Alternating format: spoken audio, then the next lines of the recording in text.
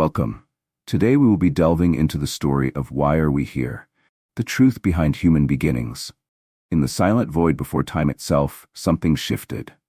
The universe as we know it wasn't just formed, it was crafted with intention. But by whom and for what purpose? The question, why are we here, has haunted humanity for centuries, appearing in ancient texts, religious doctrines, and philosophical debates. As we begin our journey, imagine peeling back layers of history, myths, and scriptures, revealing a different story. One where the creation of humankind is not an act of pure love, but a complex plan designed with deeper motives. In Genesis, the Bible begins with a familiar tale. God creates the heavens and the earth, light and darkness, sea and land. Humanity is formed in God's image. Adam and Eve, the first humans, placed in the Garden of Eden. But this narrative has been questioned for ages. What if the story we've been told isn't the full picture? What if Adam and Eve weren't the first perfect beings, but the first beings subjected to a grand experiment? Today, we'll uncover the hidden layers of this ancient tale and reveal the shocking truths behind the origins of humankind. We all know the story. Adam and Eve in the Garden of Eden, a paradise where everything was provided. Yet, there's a lingering question. If Eden was a paradise, why was there a forbidden tree, a temptation, and a test? Genesis 2:16-17 states, "You are free to eat from any tree in the garden, but you must not eat from the tree of the knowledge of good and evil, for when you eat from it, you will surely die." It's almost as if the garden was a controlled environment, a test designed to see whether humanity would obey or seek more. Knowledge, freedom, power. In this light, Eden appears less like a paradise and more like a gilded cage. The serpent's role becomes crucial. Not merely a tempter, but a liberator. The serpent challenges the control exerted over Adam and Eve. When Eve eats the fruit, it's not out of rebellion but a desire for enlightenment. "You will not certainly die," the serpent tells her, "for God knows that when you eat from it, your eyes will be opened, and you will be like God, knowing good and evil." What follows is not just the loss of innocence, but a moment of profound awakening. A first taste of autonomy that shifts the course of human history. Adam and Eve have often been depicted as naive, perfect beings who made a grave mistake. But what if this is a misinterpretation? What if instead of being the first humans, they were the first to challenge the imposed order, the first rebels? The Bible portrays their act as disobedience, but from another angle, it looks more like a deliberate choice, a step towards freedom. In Gnostic texts, the serpent is not seen as a deceiver but as a symbol of wisdom and liberation, a being who offers the key to self-awareness. When God discovers their newfound knowledge, he banishes them from Eden. "Behold, the man has become like one of us, knowing good and evil," he says in Genesis 3:22. It's as if God's reaction wasn't rooted in anger over disobedience, but in fear of what humans might become if they continued to seek knowledge. Was Eden a testing ground, a place where humanity was never meant to stay forever? Did the fall represent not a punishment, but humanity's first act of defiance? Our first step towards understanding our own potential and limitations? For more in-depth studies on biblical concepts and more biblical facts, please subscribe to our channel and click on the notification bell so you will never miss an update on deepening your faith and knowledge. The story of humanity takes a darker turn with the introduction of the Nephilim, a mysterious race mentioned briefly in Genesis 6:4. These were the sons of God who came to earth and had children with human women, creating offspring known as giants or heroes of old. The Bible glosses over their significance. But what if the Nephilim were more than just a footnote in history?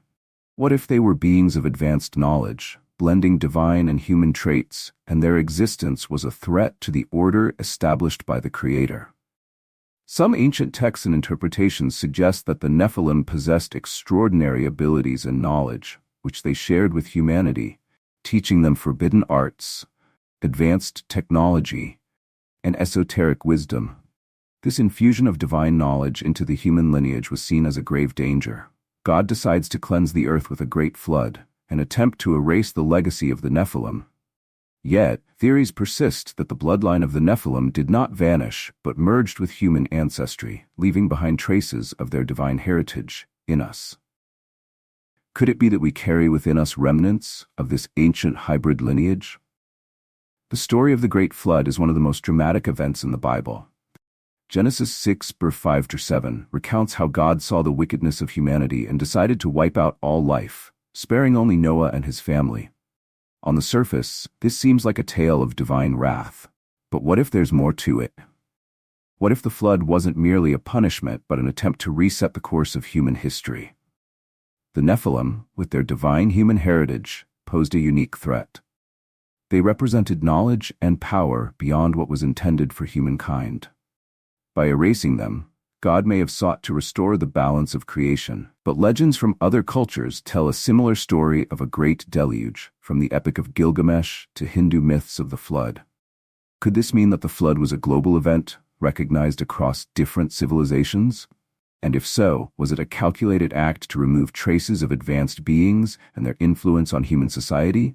Noah's Ark, carrying the seeds of a new beginning, becomes symbolic, a vessel of hope, but also a tool for control, ensuring that humanity starts afresh, free from the taint of the forbidden knowledge passed down by the Nephilim. Was this God's way of reasserting his authority, or was it a desperate measure against an uncontrollable force? After the flood, humanity begins anew, spreading across the earth. Yet the desire for knowledge and power resurfaces quickly. In Genesis 11, we encounter the Tower of Babel, a massive construction project that united humanity in a single purpose, to reach the heavens. Come, let us build ourselves a city, with a tower that reaches to the heavens, so that we may make a name for ourselves, they said. The ambition behind Babel wasn't just architectural, it was symbolic. It represented humanity's collective yearning to transcend earthly limitations and grasp divine knowledge.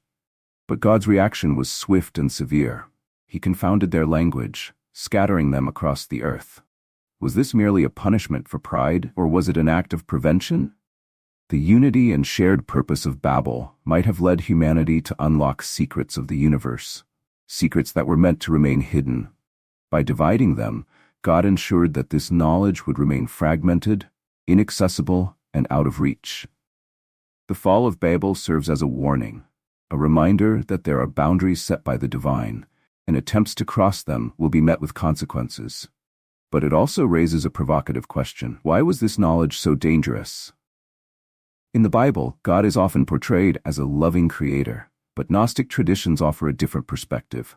They speak of a lesser God, the demiurge, who created the material world not out of love, but as a prison, a place to keep souls bound to physical existence, distracted by the mundane, and away from true enlightenment.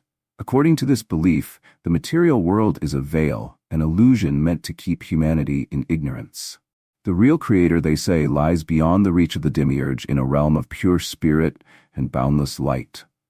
The Gnostics viewed the Garden of Eden story through a different lens.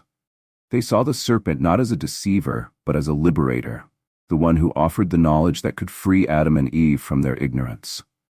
The act of eating the forbidden fruit wasn't a sin, but a necessary awakening, a step towards self-realization and enlightenment. In this narrative, the expulsion from Eden was not a punishment, but a forced separation, to prevent humanity from accessing the truth of its divine origin. It's a radical interpretation that turns the traditional story upside down, suggesting that the God of Genesis might not be the ultimate benevolent creator, but a jealous ruler maintaining his control. The Book of Enoch, an ancient text excluded from the canonical Bible, tells a fascinating tale of celestial beings known as the Watchers. These angels were tasked with observing humanity, but instead, they became enamored with the daughters of men. They descended to earth, took human wives, and fathered the Nephilim, giants who possessed extraordinary abilities. The Watchers shared forbidden knowledge with humanity, metallurgy, astrology, and even sorcery. This sudden leap in human capability caused chaos, as the newly gained power was beyond their control. The fall of the Watchers is depicted as a catastrophic event, one that led to divine intervention. God commands the archangels to imprison these rebellious angels in the depths of the earth until the day of judgment. But their legacy, through their offspring, continues to influence humanity. If the Watchers' act was one of compassion, sharing knowledge to elevate humankind, why was it met with such harsh punishment? Perhaps their defiance threatened the established order, revealing truths that humanity was not yet ready to handle. The imprisonment of the Watchers symbolizes the suppression of dangerous knowledge, wisdom that could challenge the very fabric of divine authority. As we examine human history, a curious pattern emerges. Advanced civilizations rise, reaching incredible heights of knowledge and culture, only to collapse suddenly and mysteriously. Ancient Egypt, the Sumerians, the Maya, each of these cultures achieved feats in mathematics, astronomy, and architecture that still baffle modern scientists. The Great Pyramids, the ziggurats of Mesopotamia, and the Mayan temples are all examples of knowledge far ahead of their time. Could it be that these civilizations were tapping into ancient, forbidden wisdom passed down from the Nephilim or the Watchers? When these societies reached their zenith, something always seemed to intervene. Natural disasters, wars, unexplained collapses. It's almost as if there was a built-in limit, a cosmic reset button designed to prevent humanity from going too far. This recurring fall from grace suggests a cyclical nature to our progress, one that aligns with ancient myths and legends of lost golden ages. Is this cycle a sign of our own self-destruction, or could it be evidence of an unseen force keeping humanity in check? If the rise and fall of civilizations are part of a pattern, what does that mean for us today?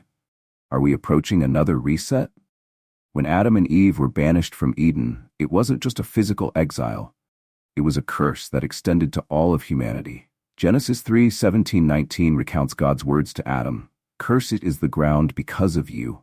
Through painful toil you will eat food from it all the days of your life." This curse condemned humanity to a life of labor, suffering, and eventual death. But what if this curse wasn't merely a punishment for disobedience, but a deliberate restriction, a form of control placed upon humanity? The idyllic life in Eden represented a state of divine connection.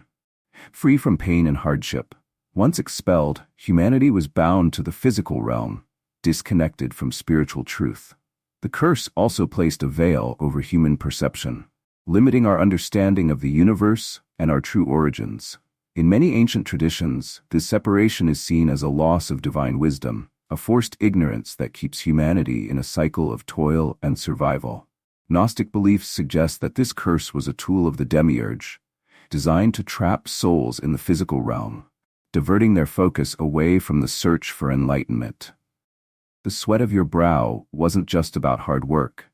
It was about the distraction of daily struggles, preventing us from seeking the deeper truths that lie beyond the material world. Throughout history, whispers of forbidden knowledge have persisted, secrets said to be known by the ancients but lost or hidden away from the masses.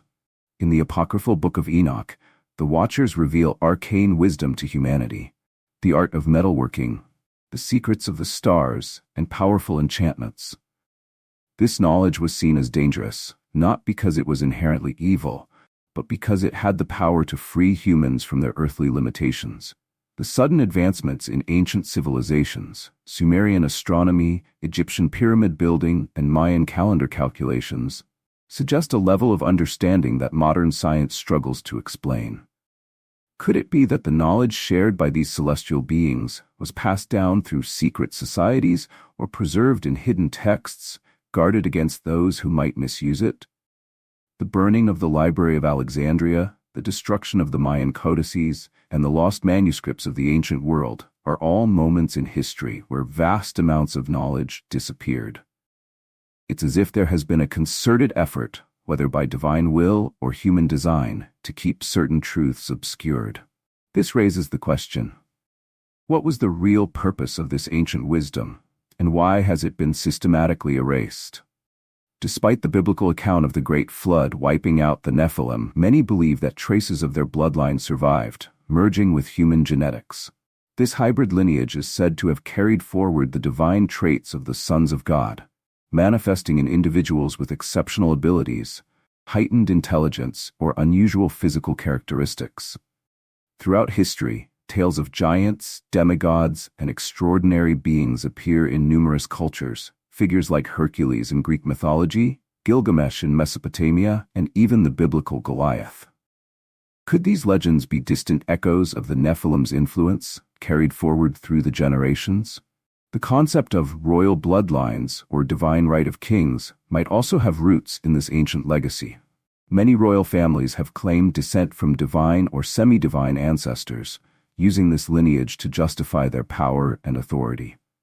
It's possible that these claims aren't just symbolic but carry a kernel of truth, linking back to the hybrid offspring of the Watchers.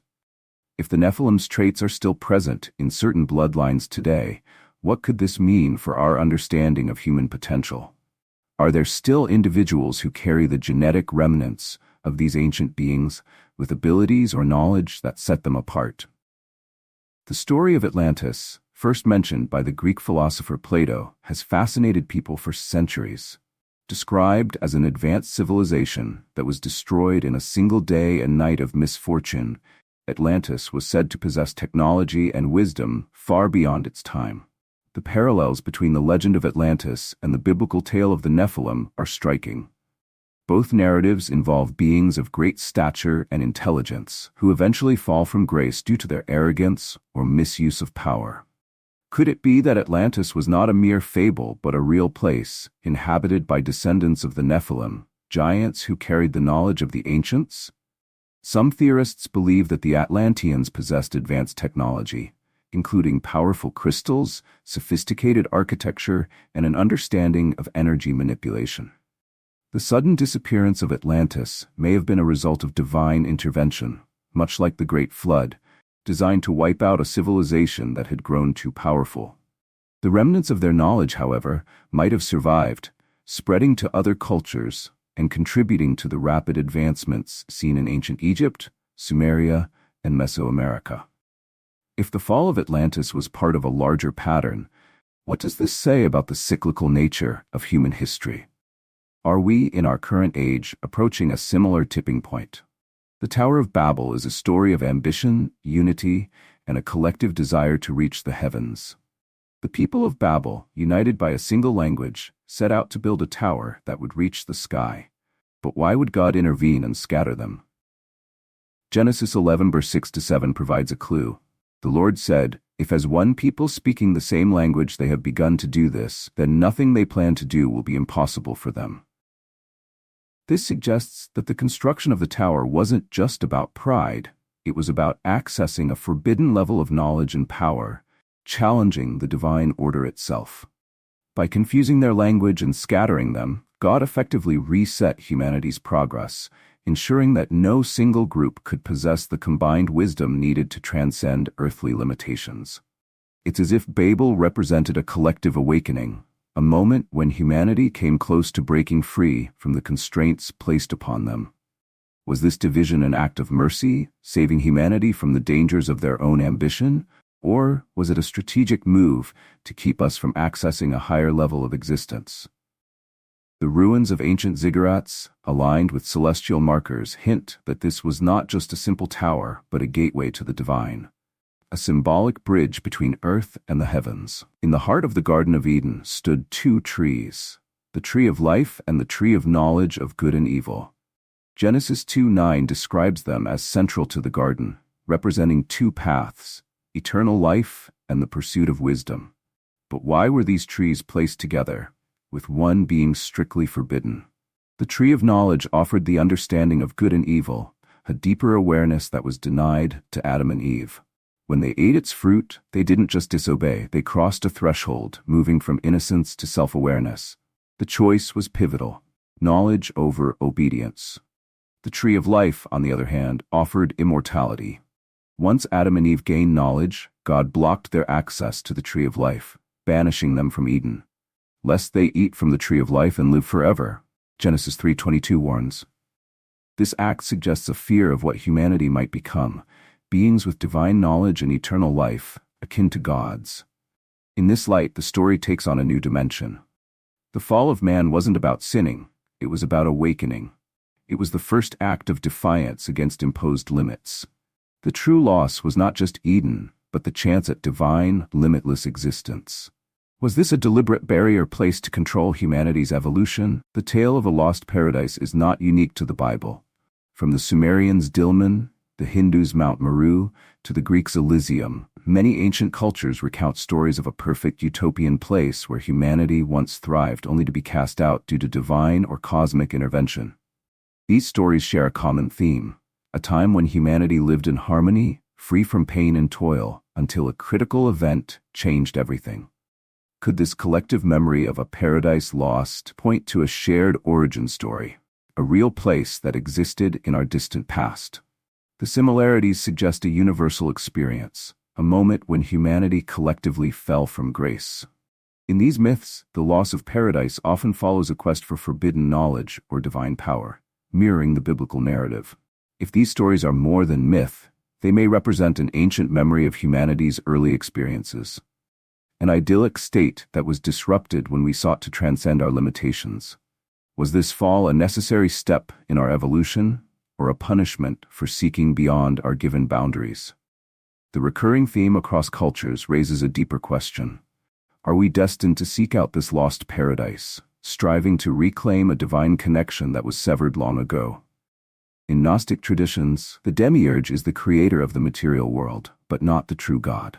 He is seen as a lesser deity, a craftsman who fashioned the physical universe as a prison for souls, keeping them bound to the cycle of birth, death, and rebirth. The material world, with all its distractions and desires, was designed to keep humanity from seeking the higher, spiritual truth.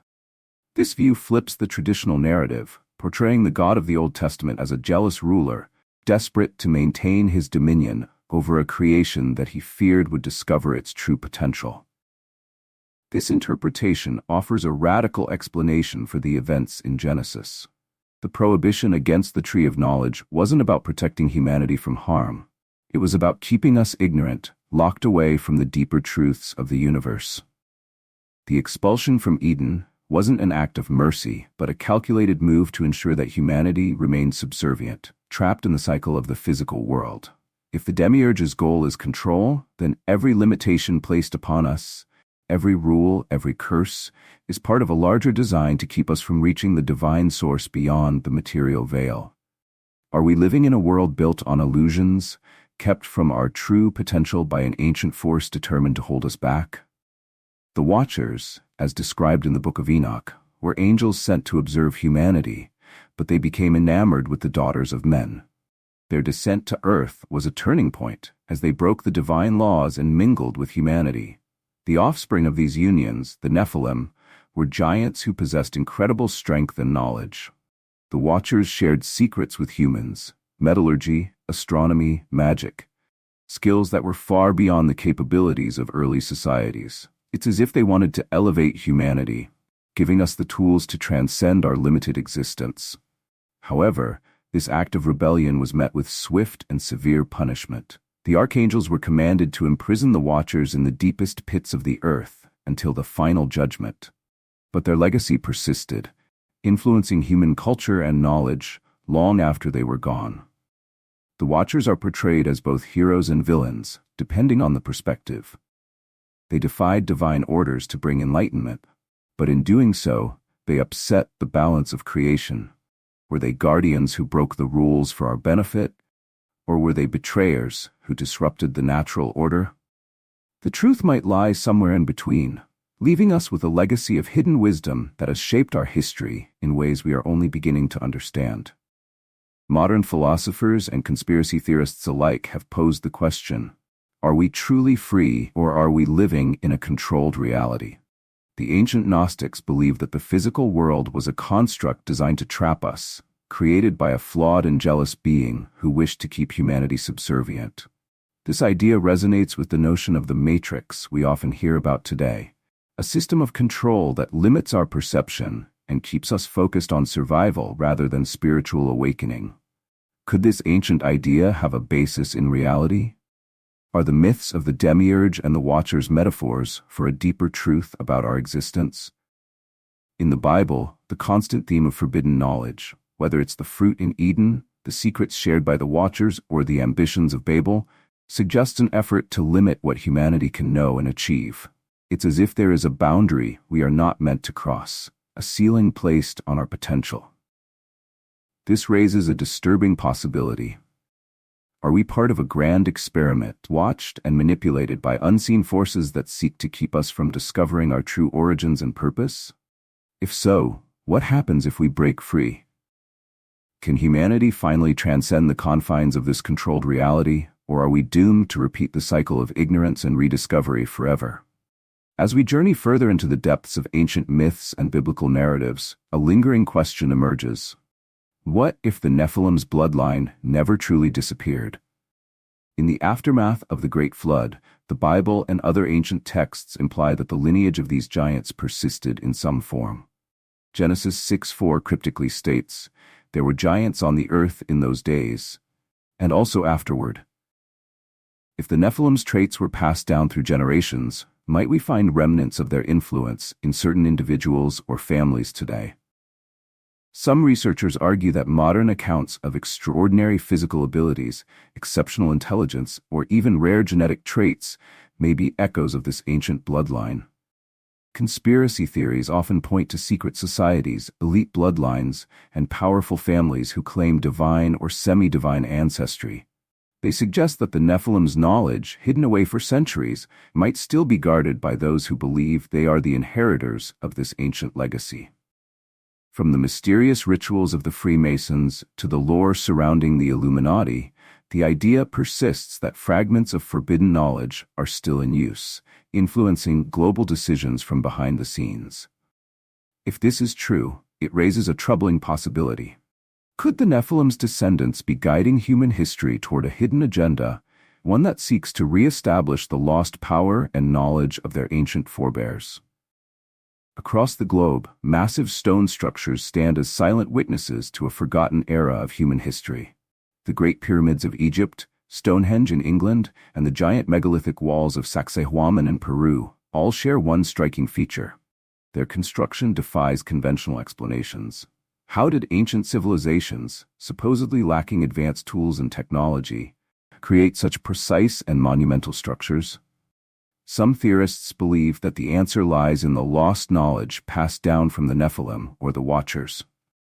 These beings, with their divine heritage, may have shared secrets of construction, energy manipulation, and astronomy far beyond the capabilities of early humans. Consider the alignment of the pyramids with Orion's belt, or the way Stonehenge tracks the movements of the sun and moon with incredible precision.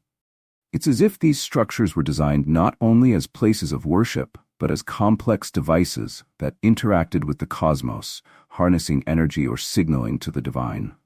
If the Nephilim's influence extended into the construction of these sites, then what we see today are remnants of a forgotten age of human advancement, one that was abruptly ended, leaving only cryptic clues. Are these ancient monuments simply relics of the past, or are they part of a larger message? An ancient warning or a roadmap left by those who possessed the knowledge we have lost. Many have sought the Garden of Eden, the supposed birthplace of humanity. The Bible describes Eden as a lush paradise, watered by 4 rivers, the Pishon, Gihon, Tigris, and Euphrates. Over centuries, explorers, archaeologists, and theologians have tried to pinpoint its location, suggesting places from the Mesopotamian plains to the Persian Gulf. But what if Eden was more than a physical location? What if it was a spiritual or interdimensional realm, a gateway between the divine and the earthly plane? This would explain why, despite countless expeditions, the garden remains elusive. Some ancient texts hint that Eden was not destroyed but hidden, veiled from human sight after the fall of Adam and Eve. The entrance, guarded by cherubim with a flaming sword, symbolizes a barrier that cannot be crossed by mortal beings. In Gnostic traditions, the Garden of Eden is seen as a state of higher consciousness, a place humanity can no longer access because we have been separated from our divine source. The ongoing search for Eden may be less about finding a geographical location and more about seeking a lost connection, a return to a state of divine unity and knowledge that we once possessed but have long since forgotten. Throughout history, we see a recurring pattern: the rise of great civilizations, their rapid advancements, and then their sudden collapse. The Sumerians, Egyptians, Mayans, and Greeks all experienced golden ages marked by incredible achievements, followed by inexplicable declines. It's almost as if humanity is trapped in a cycle, reaching for the stars only to be pulled back down by an unseen force. Some believe this cycle is part of a cosmic design, a series of tests or resets imposed by the divine or by the demiurge to keep humanity from progressing too far, too fast. These collapses are often accompanied by stories of cataclysms, floods, earthquakes, plagues, that wipe the slate clean, forcing humanity to start anew. It's as if there is a limit to how much we are allowed to know, a ceiling placed on our potential by the powers that be. Are these resets a form of cosmic punishment for our hubris, or are they protective measures to prevent us from accessing knowledge we aren't ready for? If we are indeed approaching the next turning point in our cycle, what awaits us on the other side? Will we finally break free of this pattern, or will we once again fall back into the darkness, our achievements buried under the sands of time? There is a growing belief among some scholars and researchers that much of our true history has been deliberately obscured or rewritten.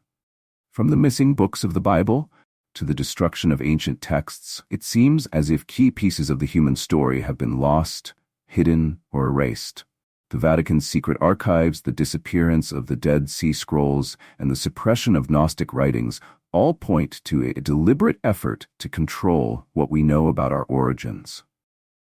Why are these ancient stories and texts kept from public view? What secrets do they hold that could change our understanding of who we are and where we come from? These lost histories may contain evidence of humanity's interactions with divine or supernatural beings, knowledge that challenges the traditional narratives taught by mainstream religions and historians.